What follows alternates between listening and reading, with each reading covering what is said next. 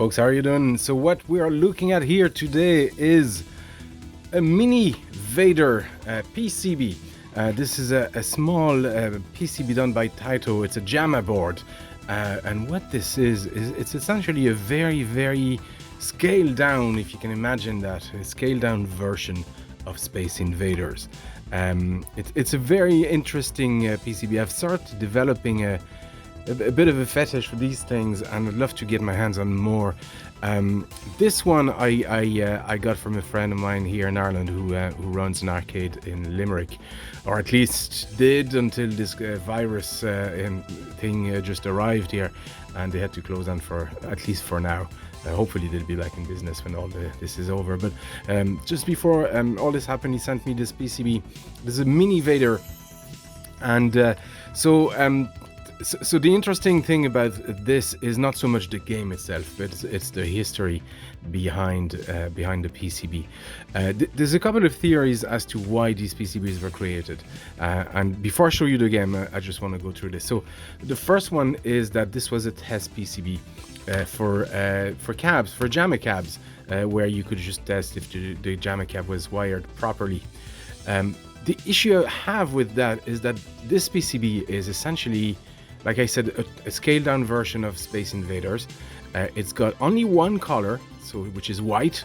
It has no sound, only one player input, just player one, so you can because it's Space Invader, it's right, left, and fire. And so considering this as a test PCB to test that everything is connected in a jamma cab doesn't make sense, because you're not testing that the colors are working, you're not testing that the sound is working, that the second player inputs are working, nor I think the credit and the player one start buttons are working. But again, the player 2 and credit 2 isn't connected, and all the test switches and all that kind of stuff. So the idea that this could be a test PCB, I don't think is valid. The other more plausible theory, and it's still theories really, like there's no official statement on these, even though many companies did it, is that at some point there was a law in Japan back in the 90s that arcade cabinets, jamma cabinets, so all these candy cabs and things like that, couldn't be sold if they were not complete. You couldn't just sell a cab without a PCB. And that these were very cheap and small and scaled down. There's very few components. Most of it is standard TTLs, which in the 90s, we started to get a lot more integrated ICs, so the idea was that these were made so that they could actually sell the cabs without having to spend a lot of money on an expensive PCB with it. So maybe they could sell the cabs cheaper, or just the cabs on their own cheaper than if there was a PCB. So I think that's more the valid explanations for this type of why these types of PCBs exist. It's not just TAITO, there was other companies. I think, I could be wrong, I think Sega made some, and a few others. But there you go. So we are going to plug this in, and I'm just going to show you how this thing runs.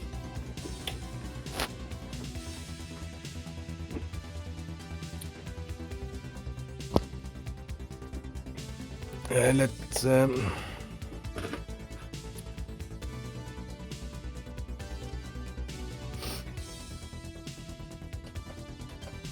so this is the start screen. Like, it's very bare, as you can see, but we got the big just a big monster.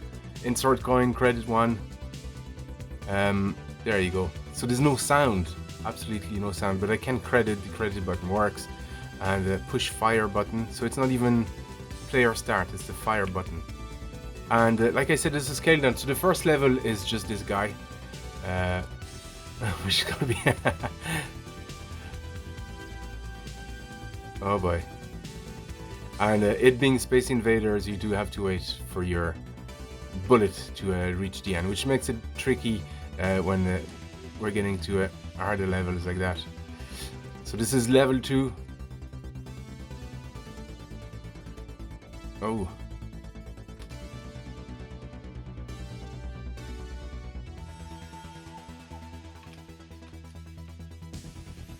Come on. Yes, there you go. Level 3 is going to be trickier. There's a lot more enemies on level 3. And you really want to get the first ones first there. And not, if you waste a bullet, you're pretty much signed your death warrant. Because it goes much faster afterwards.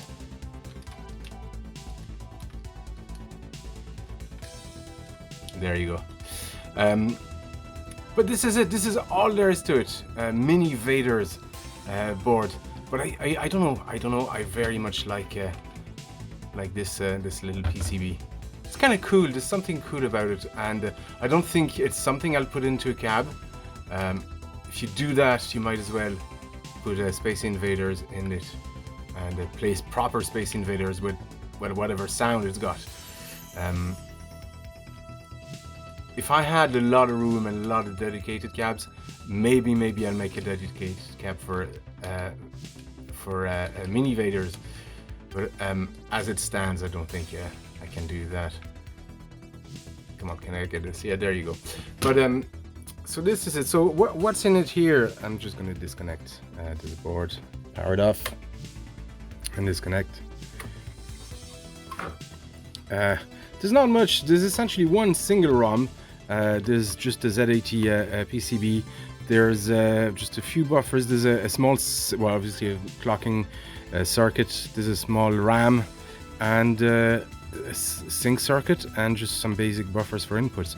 That's very much there is. I like the idea of the simplicity of this, and it's actually something I'm gonna use just to decipher, because I still don't understand how a sync circuit and color circuits are done. So it'll be interesting to just try and decipher these. We got big resistors here, 10 watt resistors. Yeah, they're hot. They're actually pretty hot already. What are these connecting to? Just the 12 volt. No, these buffers here. Anyway, but yeah, pretty simple PCB. I'm actually gonna just I don't know, maybe not repro, but maybe make see if we can even just trace the schematics of this. I don't think the schematics are available. It would be interesting to just repro at least the circuit, just for the sake of having those somewhere. But there you go, folks. This is a very again short and sweet video, but I thought I might make more of these videos on just various PCBs, because sometimes people wonder, you know, what does what in the circuit, and I having worked on some of them, I know now which part of the circuit does, you know, the sound, which parts of the circuit, so it does the graphics or the text or the sync. So it'll be interesting maybe just to share that and just show the rough layout of some PCBs. So let me know in the comments. But anyway, I'm rambling, and this is TAITO Minivader, just a I don't know, overview of that little PCB. Really cool piece of kit. Really like it. I'm gonna see if I can source more of these test, even though they're not test PCBs, but that's what they're called, test PCBs. Folks, thank you for watching. Don't forget, you can find me on Instagram, Facebook, Twitter. There's a Discord server with a lot more people these days, talking about all things DIY and arcade and all sort of stuff. The link is in the video description, and I'm also twitching a lot more these days, so if you want to subscribe to my Twitch channel, I'd really appreciate that. I lately have been twitching some MSX games and things like that, but whenever I make repros, I might share the session, you know, of me making these and just tracing stuff back and other things. Folks, thank you for watching, and I'll see you next time.